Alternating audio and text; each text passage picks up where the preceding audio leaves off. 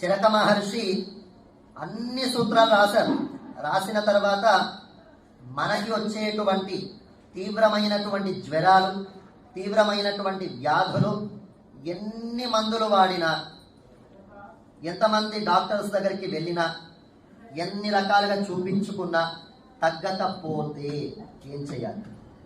ఒక పెద్ద సీక్రెట్, అది కూడా చెప్తారు చరక మహర్షి. ఏం చేయాలట?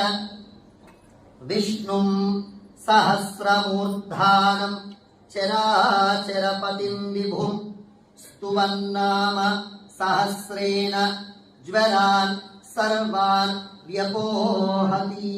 ఇది చెప్పారు. పరమాత్మ అయినటువంటి శ్రీమన్నారాయణుణ్ణి 1000 నామములు కలిగినటువంటి విష్ణు సహస్రనామ స్తోత్రాన్ని ఎవరైతే నిత్యము పారాయణం చేస్తారో వాళ్ళకొచ్చే జ్వరాలు, సకల వ్యాధులన్నీ కూడా నశిస్తాయి. ఇది ఒక మెడిసిన్ అని రాసేశారు.